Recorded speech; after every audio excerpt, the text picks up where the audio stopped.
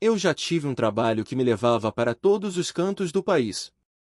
Era fotógrafa e passava a semana inteira na estrada, voltando para casa apenas nos fins de semana.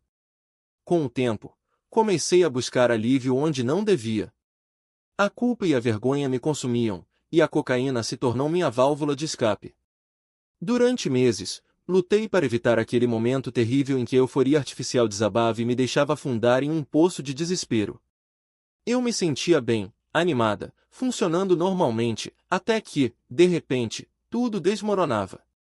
Era como se uma onda de escuridão me arrastasse para baixo, e não havia força no mundo que me segurasse.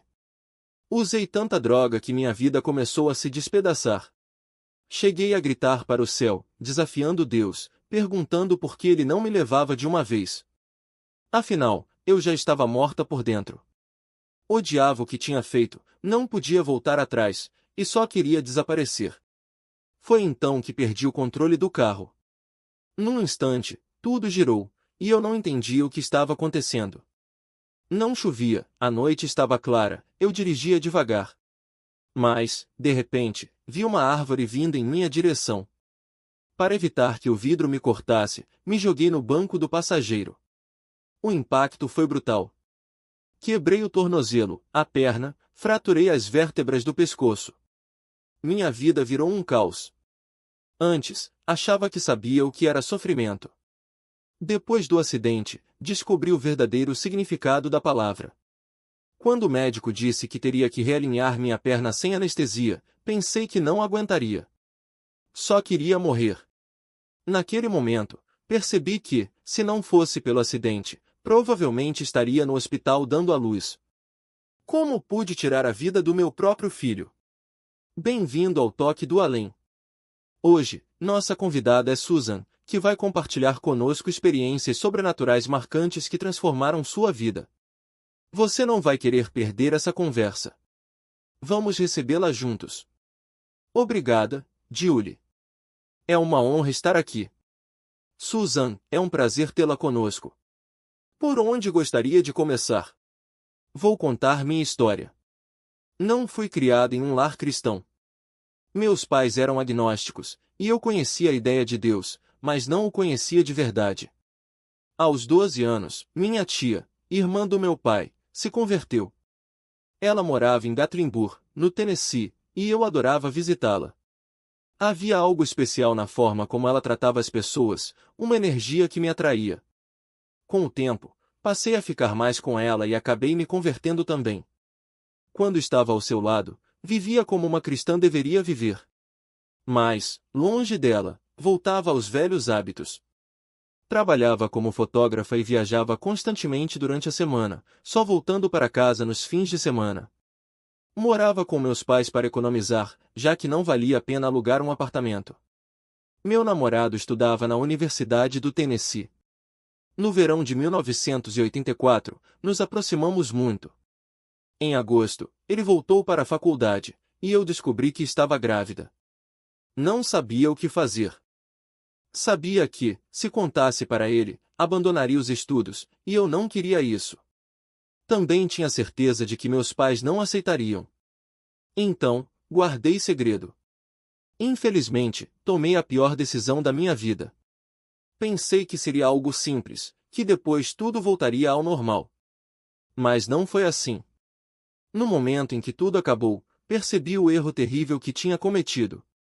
Não conseguia nem me olhar no espelho. Com o tempo, o peso daquele segredo se tornou insuportável.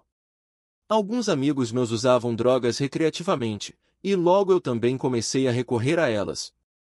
A cocaína se tornou minha companheira constante, a forma de anestesiar a culpa e a vergonha. Em vez de buscar Deus, carreguei aquele fardo sozinha. Quanto mais o tempo passava, pior eu me sentia. Minha vida foi se desintegrando.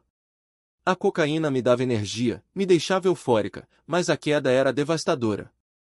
Era como um balanço que, depois de subir, despencava sem aviso. Durante meses, lutei para evitar aquele momento em que a euforia virava desespero. Eu me sentia bem, até que, de repente, tudo desabava. A depressão me engolia, e eu não via saída. Em julho de 1985, meus amigos organizaram uma grande festa para o 4 de julho. Estava animada, principalmente porque minha melhor amiga voltaria de Virginia Beach para morar perto de mim. Era a chance de rever todo mundo e celebrar o reencontro. Chegamos à festa, tudo estava perfeito. Minha amiga estava lá, e logo começamos a usar cocaína. Por um tempo, tudo foi maravilhoso, até que acabou. Quando a droga terminou, fiquei perdida. Tinha uma taça de vinho na mão, mas sabia que não podia beber. O álcool aceleraria a queda, e eu não queria isso. Andei pela festa sem rumo, até encontrar minha melhor amiga. Fui até ela e pedi: preciso conversar com você. Por favor, vem comigo. Ela me olhou e disse: Susan, não posso agora. Não aguento mais problemas. Acabei de voltar de um lugar onde tentei recomeçar, e isso me machucou muito. Fiquei arrasada. Ela era a única pessoa em quem eu confiava para dividir meu segredo, e naquele momento não tinha forças para me ouvir. Saí da festa sem avisar ninguém. Pensei em pegar o caminho mais longo para casa, para ter tempo de conversar com Deus. Finalmente, decidi que era hora de me abrir com Ele. Dirigi por estradas sinuosas do interior, chorando, desesperada. Cheguei a erguer o punho para o céu e gritar: por que não me mata logo? Já estou morta por dentro. Odeio o que fiz, não posso voltar atrás, e só quero morrer. Não ouvi resposta. Continuei dirigindo, pensando que era besteira insistir. Vou para casa. Amanhã cedo tenho que viajar de qualquer jeito. Mas, de repente, perdi o controle do carro. Não entendi o que estava acontecendo. Não chovia, a noite estava limpa, eu dirigia a uns 50 km/h. Antes, tinha acelerado demais, mas naquele momento estava tranquila. Foi então que vi uma árvore se aproximando. Para evitar que o vidro me atingisse, me deitei no banco do passageiro. E então? O impacto. A ira ao Trifai. Meu coração disparou. Aquele quase acidente, a poucos centímetros de uma tragédia, foi um grito claro: eu estava desobedecendo.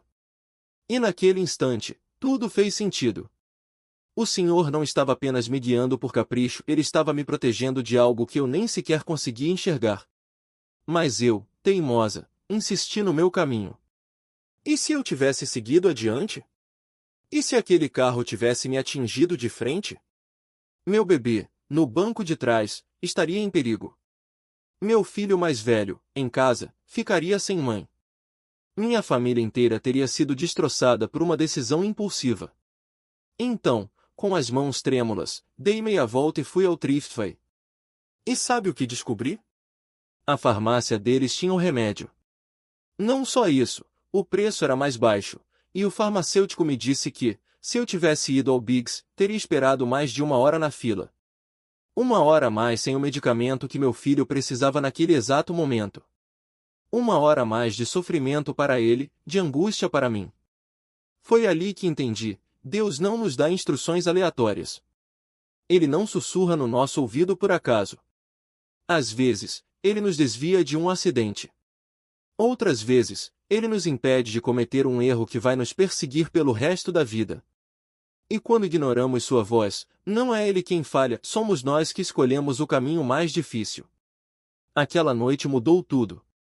Eu voltei para casa com o remédio, com meu bebê seguro, e com uma certeza no peito: Deus me ama demais para me deixar seguir sozinha.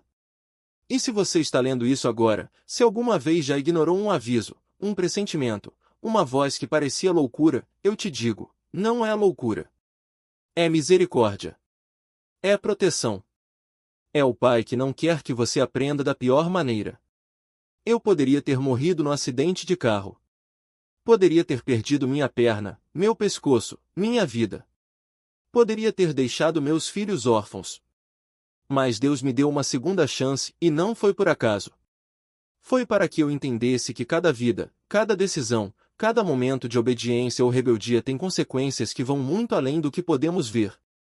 Então, antes de tomar uma decisão que não pode ser desfeita, pare. Respire. Ouça. Porque às vezes, o que parece um detalhe insignificante é a mão de Deus te puxando para longe do abismo. E acredite, você não quer descobrir o que ele estava tentando te poupar. Que algo não estava certo. E eu ouvi. Desta vez, eu ouvi. Aquela voz suave, quase um sussurro, não era um pedido, era uma ordem de proteção. E quando obedecemos, mesmo sem entender, Deus age de maneiras que não podemos explicar. Aquele poste de metal, pesado o suficiente para esmagar um carro como se fosse papel, não nos atingiu por centímetros. Não foi sorte.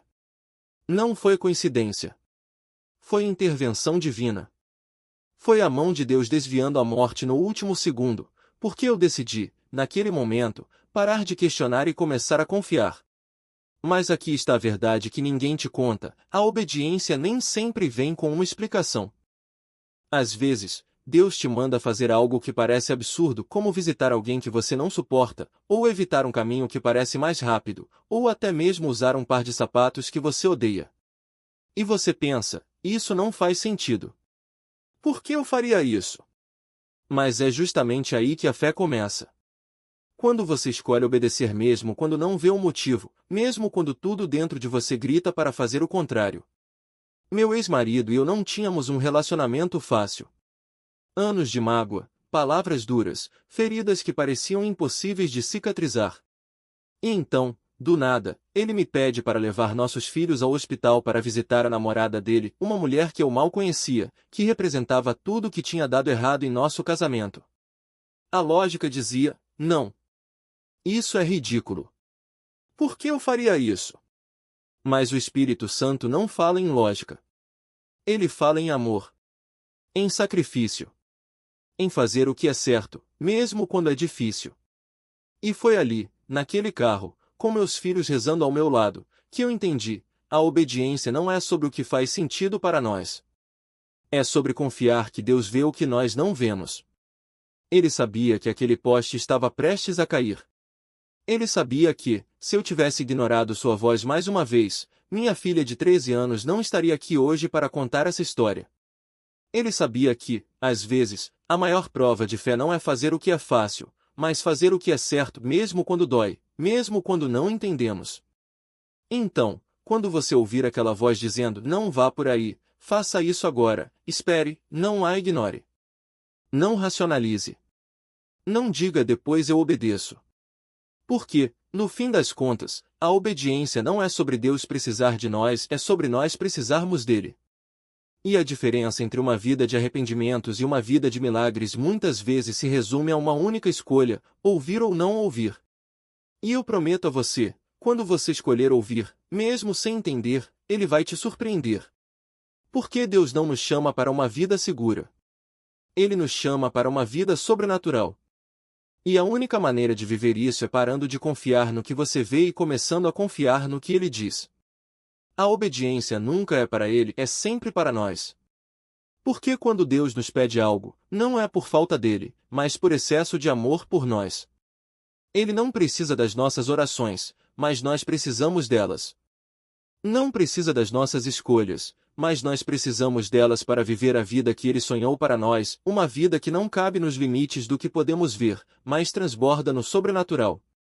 E naquele outubro frio, enquanto o vento sussurrava entre as folhas secas, eu corri como quem corre em direção a um destino, não a uma rotina. Cada passo era um ato de fé, cada respiração um sim a Deus. Até que, no fim daquela trilha conhecida, algo mudou. Não no caminho, mas em mim. Porque quando você diz sim antes mesmo de saber o porquê, o impossível deixa de ser uma exceção e se torna um novo normal. Ali, do outro lado da rua, um homem parado. Um desconhecido. E então, como um trovão em silêncio, a voz que não grita, mas que não pode ser ignorada: vá orar por ele. Meu coração disparou. Orar por um estranho? No meio da rua? Como se eu soubesse o que dizer. A lógica gritava: isso é loucura. Mas a fé sussurrava: e se for milagre? Eu cruzei a rua com as pernas trêmulas, sentei no banco como quem se esconde de uma verdade que não quer encarar. E então, meus olhos se fixaram na água. Algo flutuava ali. Não era folha. Não era lixo. Era um corpo. Meu estômago embrulhou, a realidade se despedaçou em câmera lenta. Não pode ser. Mas era. E naquele instante, o mundo parou. Corri até o homem. Senhor, aquilo é um corpo. Ele assentiu, os olhos vazios. E eu chorei. Chorei como quem sabe que a dor daquele pai seria maior que a minha. Chorei como quem entende que, às vezes, Deus nos coloca no caminho de alguém não para evitar a tragédia, mas para segurar a mão de quem ficou para trás. Peguei o celular, liguei para a emergência. E então, sem pensar, sem planejar, agarrei a mão daquele homem e orei. Ore como quem sabe que as palavras têm poder. Ore como quem acredita que Deus pode reescrever até o fim da história. Pai, se esse não for o filho dele, que o telefone dele toque agora. Em nome de Jesus, amém. O telefone tocou. Era o filho dele. Vivo. E eu caí de joelhos, gritando, glória a Deus. Mas a alegria durou um segundo. Porque ali, na água, estava outro filho. Outra mãe. Outra vida interrompida. Os bombeiros chegaram. A polícia. E então, horas depois, os amigos de Anthony apareceram. Jovens como ele, com os olhos vermelhos de quem carrega culpa e dor. Eu não sabia o nome dele. Não sabia a idade.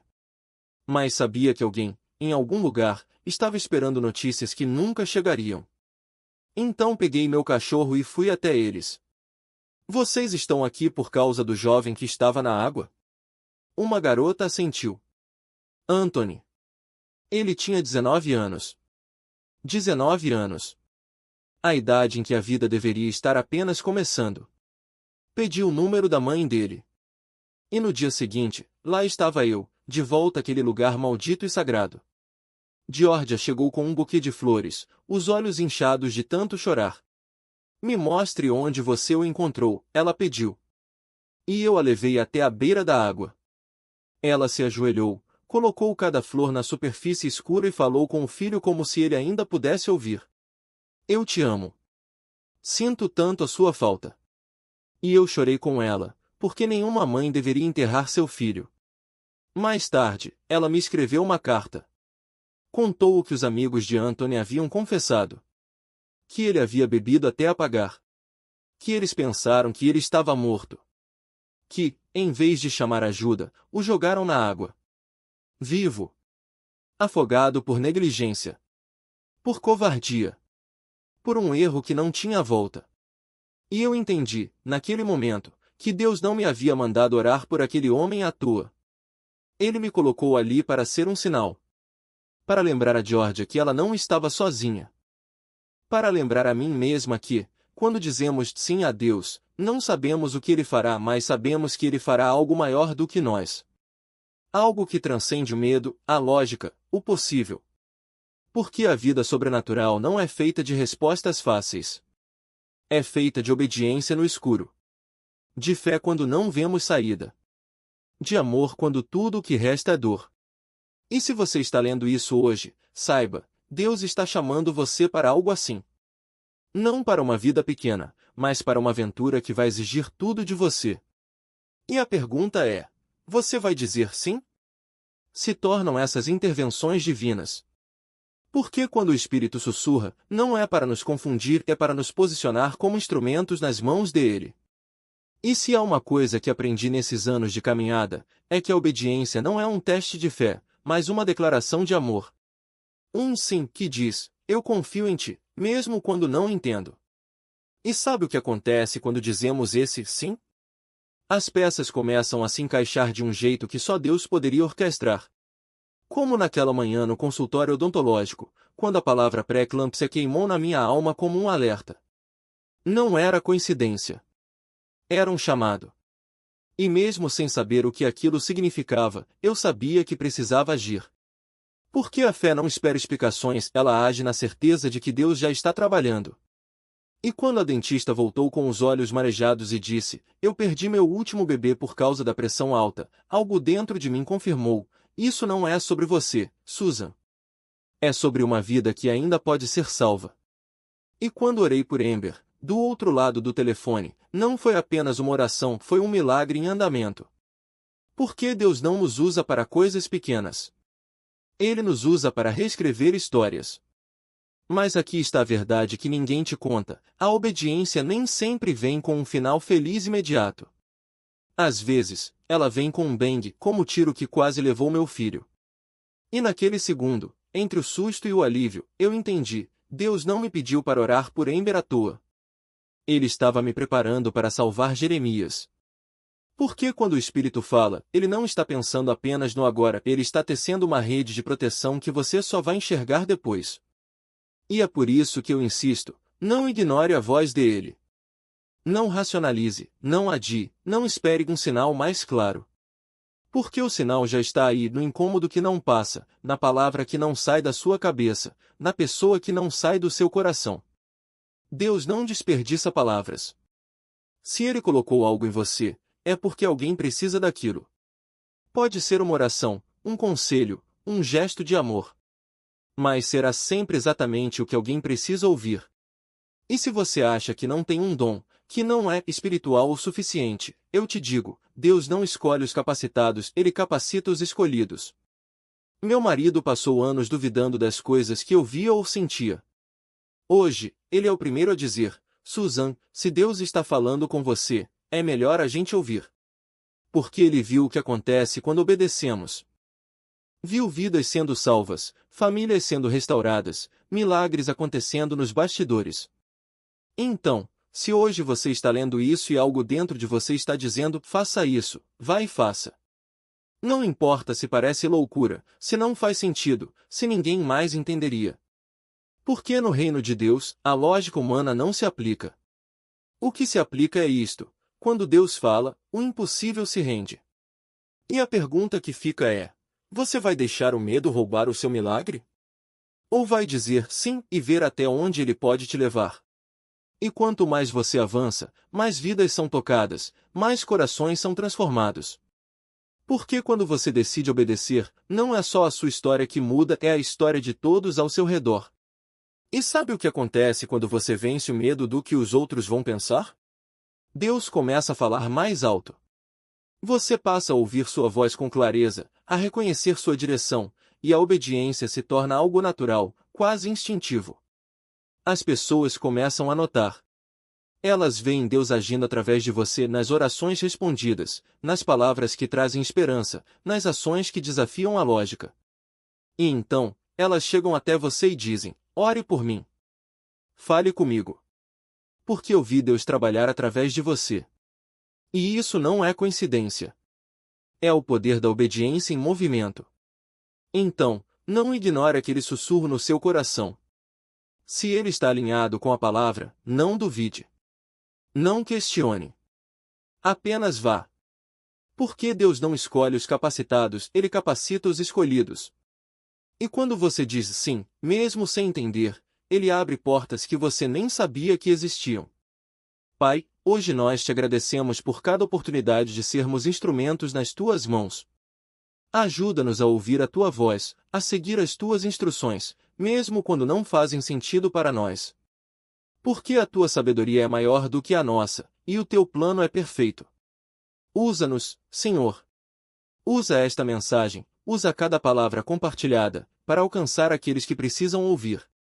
Que vidas sejam transformadas, que milagres aconteçam, e que o Teu nome seja glorificado em tudo. Em nome de Jesus, amém.